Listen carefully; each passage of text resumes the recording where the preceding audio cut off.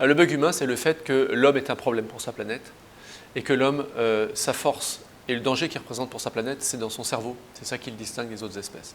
Et son cerveau, il est très puissant, mais il a un défaut de fabrication, c'est-à-dire qu'il a une partie profonde qui désire consommer et une partie plus évoluée qui comprend ce qui se passe, mais qui construit plein de machines pour aider la partie pulsionnelle à obtenir ce qu'elle veut en termes de consommation. Et les deux ensemble, ça donne un instrument, le cerveau humain, qui exploite son environnement sans limite, qui a beaucoup de mal à se limiter parce qu'il vient d'une époque où, pour nos ancêtres très lointains, se limiter, ça aurait été extrêmement dangereux. La sobriété, c'est la capacité à se satisfaire de moins. Donc ça implique un certain contrôle en fait sur cette zone profonde de notre cerveau qui veut toujours plus. Et ce contrôle dans notre cerveau, il est exercé par la zone la plus antérieure de notre cerveau, située au niveau du front, qui s'appelle le cortex préfrontal et qui est très développé chez l'être humain et qui nous permet de dire ça suffit, je ne suis pas obligé de consommer tant que ça. Et ça a été très utile pendant des milliers d'années pour permettre aux humains de vivre ensemble en société, parce que pour vivre en société, il faut se contrôler. Alors simplement, au cours des 50 dernières années, on a été habitué à se dire finalement on n'est pas obligé de se contrôler puisqu'il y a une énergie infinie, il y a des moyens techniques infinis, des rendements agricoles infinis, on peut se donner, c'est open bar. Mais ça en fait, aujourd'hui, c'est plus possible. Donc tout le but, c'est de remettre en action ce cortex préfrontal pour lutter contre le striatum et reprendre le contrôle de notre destin. Il est possible de remobiliser cette partie si importante de notre cerveau, qui est la clé de la sobriété. Comment ? D'une part, en s'entourant de personnes qui font pareil. Parce que seul, c'est extrêmement difficile. Si je vous demande maintenant de ne plus jamais prendre l'avion, de ne plus utiliser votre téléphone, de ne plus manger de viande pour sauver le monde, et qu'en fait vous êtes le seul à le faire, vous allez dire mais c'est une goutte dans l'océan, ça ne sert à rien. C'est impossible. Il faut se mettre à plusieurs. Et puis il faut travailler. De façon répétée, s'entraîner à renoncer à des petites choses. Et graduellement renoncer à de plus en plus. Pourquoi ? Parce qu'on sait ce qui se passe dans notre cerveau à ce moment-là, c'est qu'il y a des connexions entre le cortex préfrontal qui, lui, c'est une zone du contrôle, et le striatum qui, lui, veut toujours plus. Et ce sont des connexions qui vont éteindre le striatum.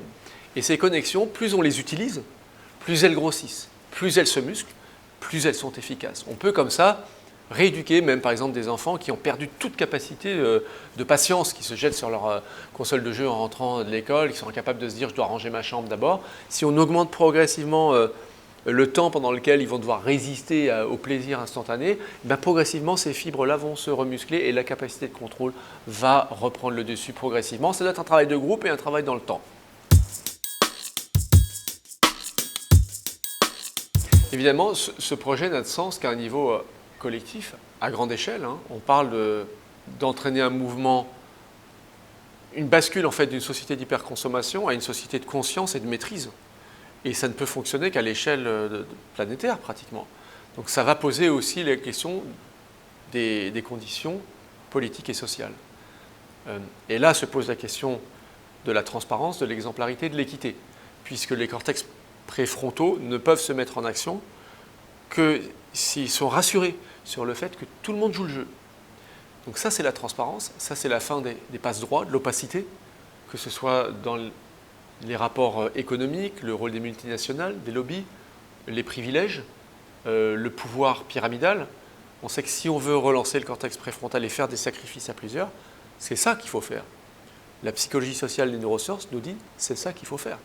Donc il faut à ce moment-là avoir le courage de poser cette question qui est celle de la répartition des richesses, de l'opacité, de l'exemplarité et de l'équité.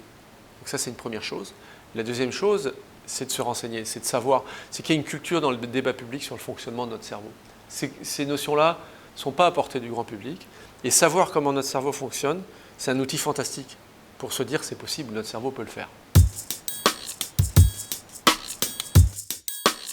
Le mot positif pour moi, ça serait c'est un défi passionnant et sans précédent. Parce que pour la première fois, l'humanité est placée devant cet enjeu-là, se poser à elle-même ses propres limites.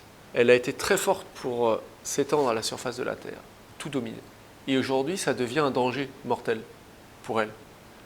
Est-ce qu'elle a la capacité de se dire, pour survivre, je vais devoir aller contre cet instinct d'expansion? Et c'était une question de la philosophie des anciens. Ils disaient que la vie vertueuse, c'est la tempérance, c'est la capacité à ne pas exercer toute la puissance dont on dispose. C'est présent dans énormément de textes de la philosophie antique, et ça correspondait à une recherche de vie vertueuse, d'éthique personnelle. Et aujourd'hui, c'est plus simplement un enjeu d'éthique personnelle, c'est un enjeu de survie. Donc je pense que c'est un défi qu'on peut se poser à tous, quel que soit le pays où on habite, quelle que soit la langue qu'on parle. Il en va un petit peu de savoir si l'humanité a ce super pouvoir ou si c'est juste une espèce biologique comme les autres, totalement déterminée par son instinct de croissance et qui a juste des machines pour l'aider à le faire. Je pense qu'il en va un peu de la dignité humaine et que ça devrait pouvoir nous aiguillonner un petit peu.